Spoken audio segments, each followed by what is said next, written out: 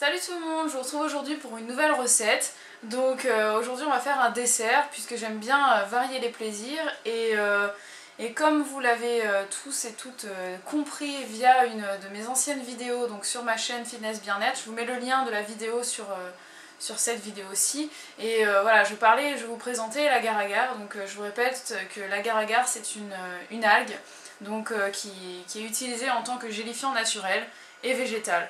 Donc on la trouve sous forme de sachet, comme je vous l'ai déjà dit. Vous pouvez trouver ça dans n'importe quelle grande surface ou en magasin bio. Et même si je vous l'ai dit et répété dans la vidéo, il y a beaucoup de personnes qui continuent à croire que c'est un aliment miracle. C'est pas un aliment miracle et il faut surtout pas l'utiliser comme coupe-faim. D'ailleurs je l'ai pas présenté comme tel, hein. Je l'ai jamais présenté comme coupe-faim. Tout simplement parce que c'est pas bien de se couper la faim. Si vous avez faim, vous mangez, c'est tout. Faites des choix sains, mangez des aliments qui sont bons pour votre santé. Privilégiez les fruits, les légumes, les céréales et allez pas vous ruer sur des choses très grasses ou trop sucrées et tout ça. Donc voilà, et puis ensuite si par exemple vous voulez vous couper la faim parce que vous n'avez pas faim mais vous avez envie de manger un hamburger ou un pain au chocolat, c'est pas parce que vous allez prendre de l'agar-agar que vous aurez plus envie de votre pain au chocolat, hein. Des fois on a envie de manger quelque chose même si on n'a pas faim et là le problème ne sera pas résolu avec un coupe-faim quel qu'il soit. Donc je vous l'ai dit, ça m'a aidé à maintenir mon poids stable.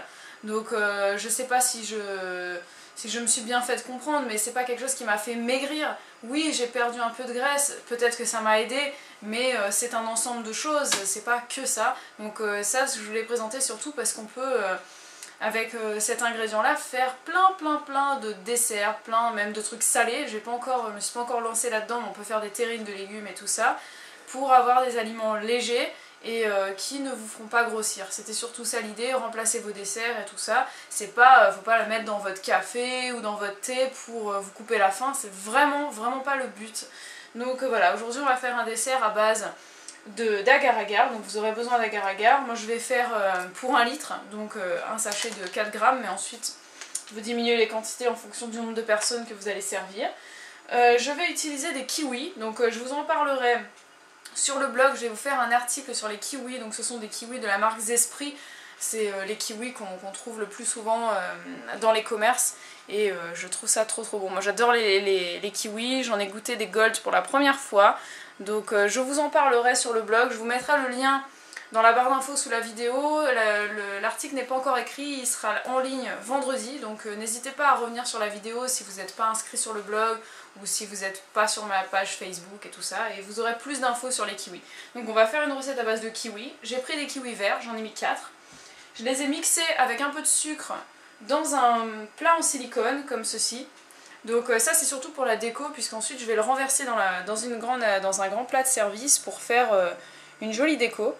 Mais vous pouvez aussi le servir en verrine, donc vous le mettez comme vous voulez. Et moi je vous parle avec des kiwis, mais vous pouvez remplacer avec tous les fruits de votre choix.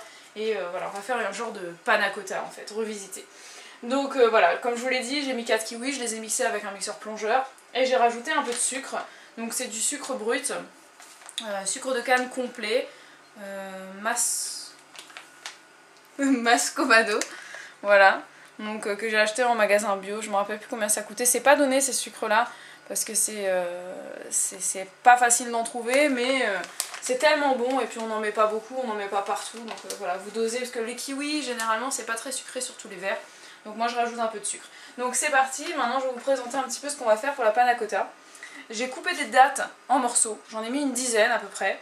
J'ai pris une demi-gousse de vanille, j'ai enlevé les graines et je les ai mis dans le plat et je laisse la gousse fondue avec la préparation. Ensuite vous aurez aussi besoin de coco, enfin si vous en avez envie, hein. Moi j'ai envie de mettre du lait de coco dedans dans la panna cotta et un lait végétal. Moi je prends du lait de soja pour que ce soit pas trop gras, mais si vous avez envie de faire un petit extra, vous pouvez mettre du lait d'amande, du lait de noisette, tout ce que vous voulez. Donc c'est parti, on va commencer tout de suite. On va verser le sachet d'agar dans la casserole. Voilà, moi je le mets en entier puisque je vais faire pour 1 litre. Hop. Voilà. Ensuite, pour le lait de soja, je pense que je vais mettre un demi-litre. Il faut faire 1 litre en fait. Si vous voulez, l'astuce avec l'agar-agar, c'est qu'il faut le faire chauffer, bouillir avec un liquide. Donc vous prenez vraiment le liquide de votre choix. Vous pouvez prendre un jus si vous voulez, moi j'ai pas envie de faire cuire du jus. Vous pouvez prendre n'importe quel lait, vous pouvez prendre de l'eau tout simplement. Donc moi j'ai décidé de mélanger de l'eau et du lait pour pas faire que lait, pour que ce soit pas trop lourd, et puis avec un petit peu de lait de coco aussi pour parfumer. Donc là je vais mettre à peu près un demi-litre, donc dans mon verre doseur.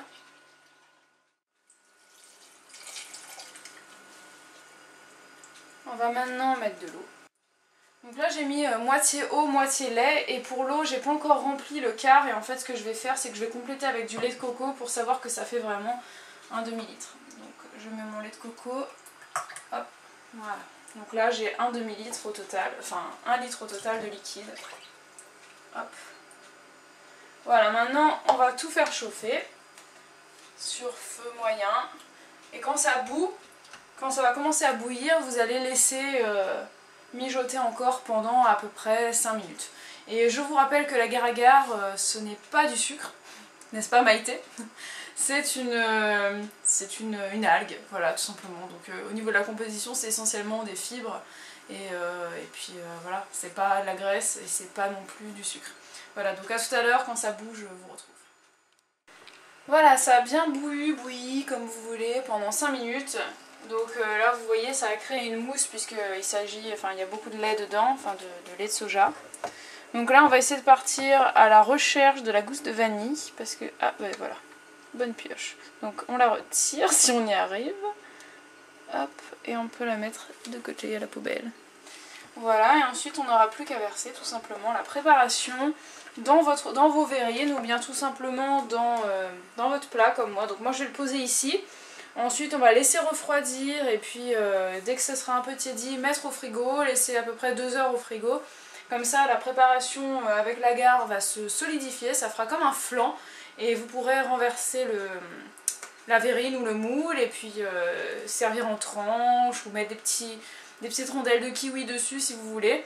Moi j'avais pas de jolie verrine transparente mais c'est vrai que l'idéal, enfin c'est même plus joli je trouve, c'est de verser la préparation de panna cotta comme ça dans une verrine et sur le dessus vous allez napper avec votre petit coulis, enfin votre petite mixture de kiwi au sucre avec un petit kiwi sur le dessus ou même une fraise ou ce que vous voulez. Donc voilà, à décliner vraiment de mille et une façons avec tous les fruits de saison. Et moi je vous laisse puisque là ça va être assez compliqué, je pense que je vais avoir besoin de l'aide de mon mari pour verser tout ça parce que c'est un peu lourd et que je suis un peu gaffeuse. Voilà, donc j'espère que cette recette vous a plu, n'hésitez pas à aller sur le blog pour retrouver le détail de toutes les quantités, de retrouver la photo de la recette et puis bien sûr dans les commentaires ici ou sur le blog n'hésitez surtout pas à me partager vos recettes avec de l'agar-agar. Donc tout ce que vous avez fait comme expérience, comme mélange. Je sais pas si je vous ferai, enfin je veux dire il y a tellement de possibilités de mixture donc je ne partagerai peut-être pas 150 recettes avec de l'agar-agar. Mais si je trouve des combinaisons qui sont vraiment chouettes, j'hésiterai vraiment pas à vous refaire un article sur le blog ou même une vidéo pour vous partager la recette.